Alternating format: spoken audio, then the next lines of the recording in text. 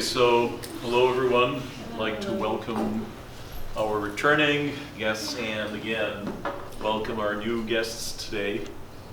And just a quick reminder of what Canadian Spectrum is. So, Canadian Spectrum is exactly as the name entails here. It is a group that discusses the different spectra, or actually different colors that we have here in Canada, different paths, different views. And it is a group for people who do not become at one with their point of view. People are ready to accept the other point of view, discuss things openly, and never take things personally.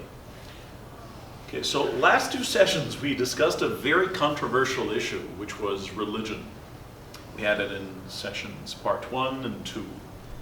And as expected, as a controversial issue like that, it will have an effect in the aftermath. There is always an effect of such controversial issues like that. Such controversial issues, some people would love it, and they would love to come back. Other people, this is too much freedom for them, and no, that's not it. Well, actually, the religion sessions was really what the Canadian Spectrum is all about. This is how free we get. And this group was, is, and will always be a group of quality and not quantity. It's not the number of attendees. It's not the number of people who show up. And the level of freedom will not, the bar of freedom, it's not coming down because people are not ready for it. Actually, it's about time. Welcome to Canada. Welcome to free culture. Welcome to a free society. I strongly recommend that those people who found such things offensive to rethink it again. That's not the place for you to unite with your point of view and force other opinions on other people. Today we're discussing a topic that's not very so far away from religion. It has an overlap. There is an overlap with religion and other stuff too. We're talking about immunity. And here we're not talking about biological immunity. We're talking about social, political, religious immunity. And what does immunity mean? What is immunity, first of all? Biology too. In biology, okay, so in biology, what does immunity mean? What is your immune system? The immune system in your body, what is the job of your immune system? Protects you, right? Protects you against any external enemies or any external attacks, any foreign bodies that might come to you. Same thing actually with human immunity, the social or the political one or the religious one again. This immunity is granted to a person or a group of people to protect them from being persecuted and being brought to court. So if I'm a member of parliament, for instance, I would be free, if I'm a member of the opposition, to say my opinion freely without being afraid of being snatched, thrown in jail, because I'm saying something opposite to what the majority wants or opposite to what the president or prime minister wants. So this is what immunity is about, basically. And the other thing is impunity. And it's something that, unfortunately, sometimes, maybe many times, comes along with immunity. And impunity is your ability to run away with things. So I do something evil, and I have a full guarantee that no one will judge me for it. I'll not be punished for it. I'll not pay for it. So I'm completely secure from any kind of punishment due to what I do. And the question is, or the thing that we'll be discussing, is the relationship between immunity and impunity. And does really immunity serve people, or does it work as something here? So here you see the mallet of a judge. So usually before placing a verdict that someone is free or guilty, the judge would use his mallet. But immunity sometimes can hold the mallet, can hold it, can hold the judgment. being based on someone else. This is something we will discuss today. And the first point is discussing kinds of immunity. What do we see here in this picture? King. A king. Okay, a king. So, do kings have any form of immunity? Can you judge a king? No. No. So, Sometimes. sometimes yes, but is it okay? Can you judge him? You can judge him in your mind. Yeah. But can you judge him openly? And here we're talking about absolute monarchy. We're not talking about a constitutional monarchy. There are two kinds of monarchies. There is an absolute monarchy where the king is the owner and the sole decision maker. In a constitutional monarchy, actually no. The king is just someone to preserve the constitution. His or her job, the monarch, be it a king or queen, prince or princess in a principality, sultan in a sultanate, etc., emperor, empress in an empire. Anyway, all those people, their job in a constitutional form is just to preserve the constitution. But in an absolute empire, absolute kingdom, absolute principality, absolute dukedom, etc., the ruler, no, he owns everything and he is the sole decision maker. And how do you become a king? How do you become an emperor? How do you become a prince, sultan? Family? Family, yes. So it is hereditary. It is something we inherit from previous generations. So if my father is a king, I become a crown prince, and after the father passes away, or after he feels that he's no longer capable or ready to rule, he leaves his position, I take over. That's it. So it is something I inherit from a previous generation. It's not something I really have to make an effort for. So, for instance, who is the crown prince for Queen Elizabeth? Prince Charles.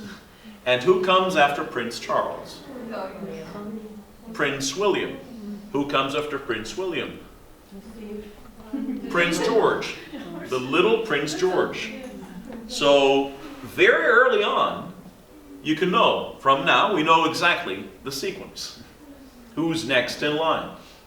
So Prince George, the day he was born, he got his position in the line. So it's not something you do for merit. It's not something you do because you worked for it. No, just born like that. You are born to be a king. What do we see here? General, but A dictator. a dictator actually, yes. So this is a form of dictator, a despot, a hegemon, somebody who's completely controlling all kinds of government in a country. He is a president. And how do people like this man here come to power? Election. Does he come with elections? No. This guy? First time, does he come through elections? No, with force. A revolution. He comes with force. There is a coup d'etat, change of system, military comes in. Usually he is an army general, lieutenant, whatever. He is a member of the army. He comes with tanks, airplanes, cannons, guns, soldiers. That's it. Can you question this person? Is it okay? In the dreams. In the dreams, absolutely. But is there any way you can openly question this person or like question his way of behavior, his way of government, his system of government? Not without getting into trouble. Not without getting in trouble. And without maybe losing your life, losing your freedom, and even maybe more. You might be tormented, you might be tortured, You might suffer excruciating pain until you really wish you can In die. one case, we can ask him after he loses his job, his position. Yeah. So after he is removed, if he's deposed, then you can ask him. But again, as long as he's in power, there is no way whatsoever we can question this man. We cannot question his form of behavior at all.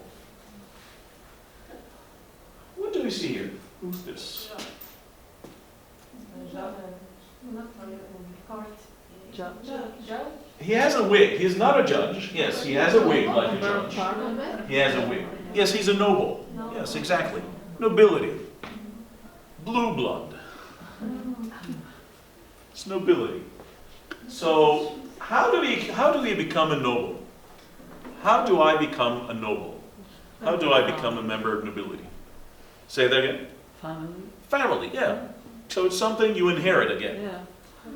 So I'm from the family of etc., etc., etc., etc., etc. I'm from the bloodline of so and so and so and so and so. So I'm a noble. And how do you find a noble? How do you, like, if I'm a noble person, is this person usually poor? Is he like what? Yeah, usually very rich. And does he have any servants? Servants. Yeah, sure. Yes, of course. He has lots and lots and lots of servants. And is it usually democratic? So can the servants question him at all in anything? Okay, what if a servant is in love with his daughter? Is that okay? End of the world. Is that a possibility? Even if not a servant, how about if a non-noble guy is in love with his noble daughter? Is this okay? No, again, no. So I'm a noble, I have blue blood, pure blue blood, the only kind of blood that can mix with mine, that will not contaminate my blood, will not make my blood unclean. I don't want anything to defile my blood, make my blood unclean, so the only kind of person that I will accept is another noble. Who are these? You have the United Nations, flags of the world. So who would those be? To what? Shaking hands in the United Nations. What kind of people go to the United Nations? Diplomat. Diplomats, exactly. These are diplomats. And are diplomats in any way related to immunity? Yeah. Yes, absolutely. Absolutely. So can I take any of the representatives of the United Nations and take them to court or to jail? Not possible. Not possible. How about if you're an ambassador in a country? Can you be taken to court? Very recently, there was a big story about somebody dying in a consulate, somebody dying in an embassy. And unfortunately, this person did not die in the most humane way. How did this person die? Chopped in two. Yeah, like they used a saw. They cut him into pieces. Little chunks of meat and bone. This is what happened to this person. But what happened to the ambassador who was supervising all of this? Did the police take him to jail? No. He has immunity. He has immunity, exactly. So very simply, he took the airplane, went back to his country of origin. Nothing happened. Nothing happened at all. He has immunity. I have immunity. So what? How dare you, or how can you question me?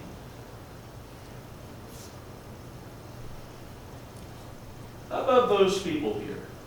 Who are they? Religious. Men and women, or men of religion, mostly men. And anything related? Do they have any kind of immunity? From people. From people, exactly, from people. So, when they say something, is it easy for you to dispute it? Is it easy for you to say, no, that's not true? No. Usually not. So, because in general, they're perceived as like we are the sole owners of the truth. We own the truth. We know the truth. So, and what are the consequences, according to those men of religion, if you disobey them? What will happen to you if you disobey them? You go to hell, exactly. You'll go to hell, and for how long? Eternally. Eternally. You'll eternally rot in hell. If you disobey them, if you say that anything they say is wrong, you'll just rot in hell. Very, very easily and very simply. No problem whatsoever. So if you disobey those people, you're going to rot in hell. No more and no less. Who is this one? Policeman, yeah, a policeman. And does this person have an immunity in some countries around the world? Yeah, so what kind of immunity does this person have? Disobey laws. Disobey the law, yeah. So, for example, in some countries, it's not allowed for you to have any kind of opaque glass in your car. So the glass must be transparent. You must see through it. Okay, you cannot put like big lights or big flashes on the top of your car, etc., etc., etc. But guess who is the person who breaks this law first? The policeman, exactly, exactly. So the very first people who you'd be seeing having all these kinds of, illegal things in their cars would be the policeman. How much do they respect the speed limit? Hardly never. What if they don't find a proper parking spot? Can they park anywhere else? Of course, they can park anywhere they want. They can park anywhere they want. They can break the traffic lights. They can do anything they want. No problem whatsoever. Maybe they code one and complete. Absolutely, yeah. So like I'm just enjoying myself.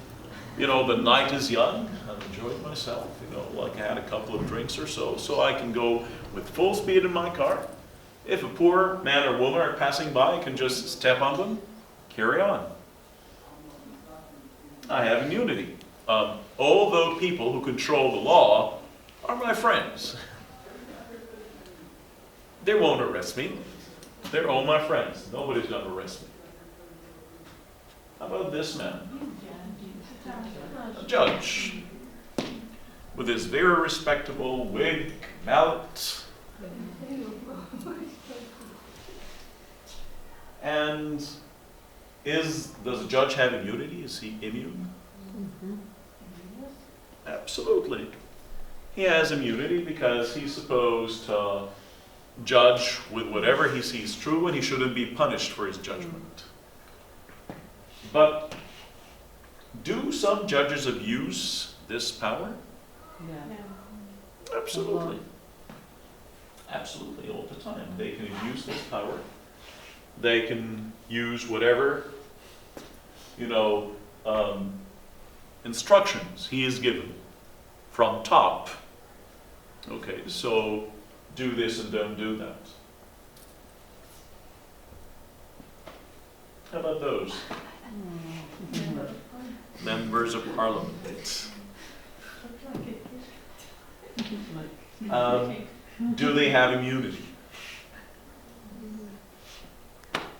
Yes, they do. Yes, they do. And why do they have immunity? Why do members of Parliament have immunity? They represent the people. The people, because they represent the people, they're supposed to reflect what the people want, Yeah. and they're supposed to say the truth of what people want. They're supposed to represent the people with all their power and all their ability. Okay, so, but you know, like they might sometimes, unfortunately, misuse this power. In many parliaments around the world, do all members of parliament really talk about policies and things like that, or what? In some parliaments of the world, what do we see members of parliament doing? Do they always question the government? Do things like that? Or what do they sometimes do? Agree with the move. They can agree with the government all the time, Yeah. or what else they would do? With voice. They can take a nap, absolutely, absolutely. Very, very common. They can just take a nap, snooze. Yeah. Okay, blah, blah, blah, blah. Let the people finish, let them finish. Come on, come on. I need the day off.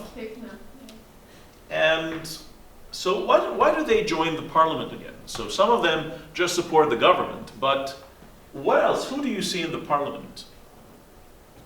Who can if I'm a member of the parliament, who can I see every day, easily?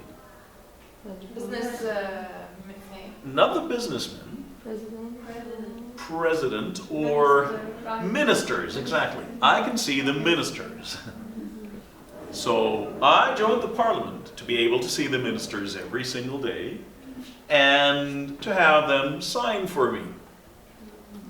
So, Mr. Minister, kindly sign for me here. So I need to do some business here and there and everywhere. And I sell these signatures to other people. If the minister doesn't agree to me, if he doesn't sign, then automatically I can call for a questioning of this minister. So, Mr. Minister, if you want me not to question you in the parliament, kindly give me your kind signature here. For a business deal, for another businessman, etc., etc., etc. So I make very good business. It's an excellent business. It's very, very lucrative. You can make lots and lots of money out of this. Who's this man? A businessman, a tycoon, a very big businessman. Somebody who has hundreds of millions or billions.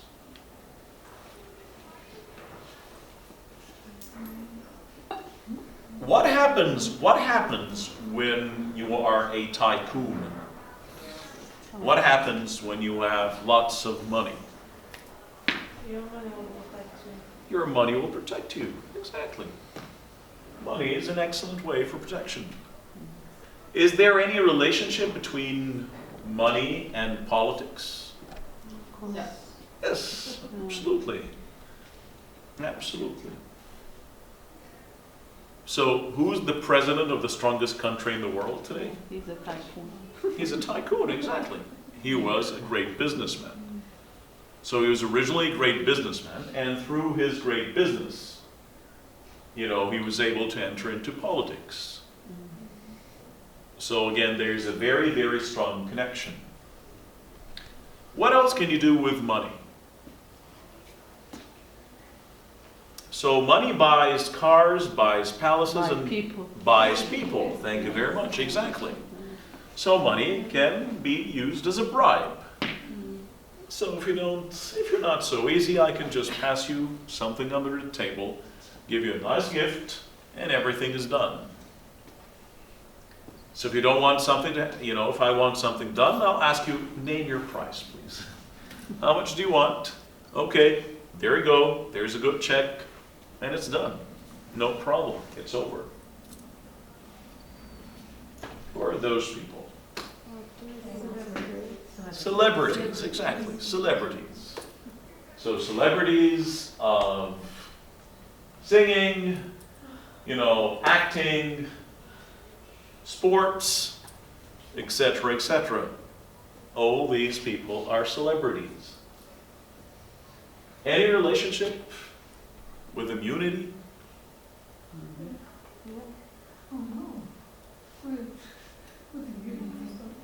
they are popular, they can ask for favors. And Of course, if you're popular, you can ask for favors. But not immunity. Seriously. So what happened to Justin Bieber, for example, when he was caught driving under influence in California? They left. He just got out of jail. Nothing happened to him. He was driving under influence. He was smoking hash. Clearly, everybody saw that.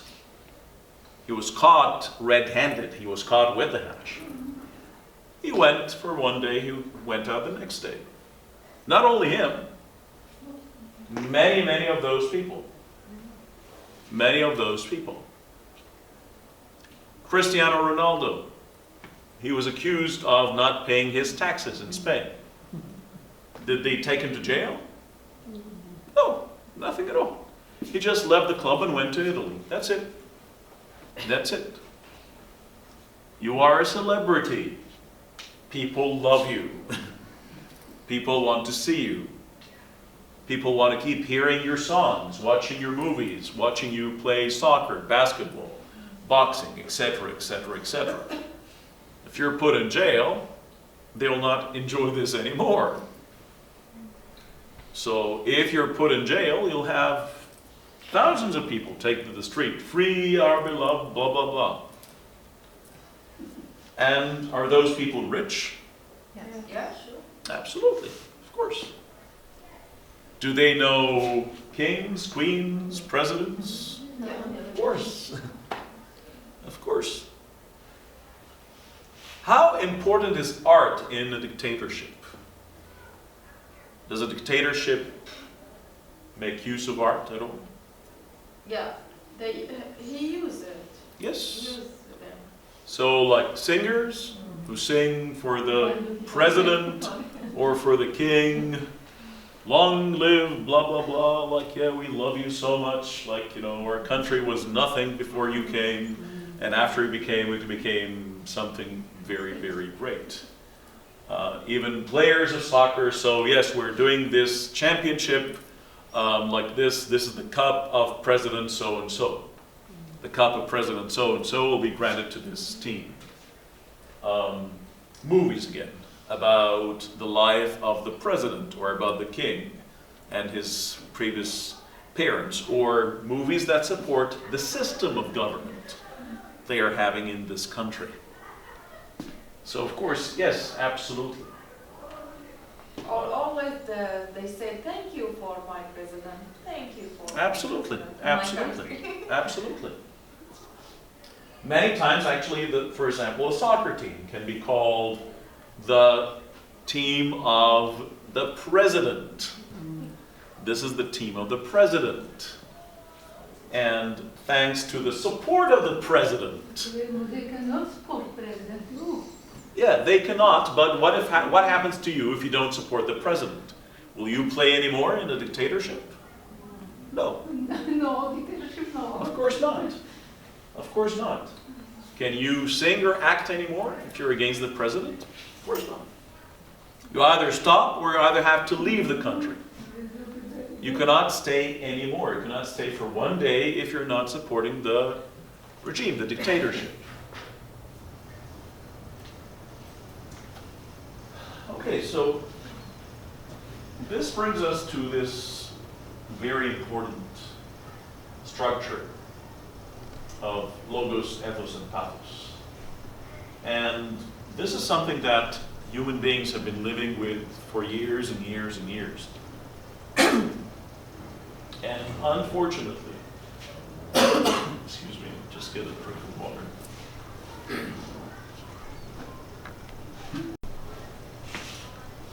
So these are the three ways people get affected.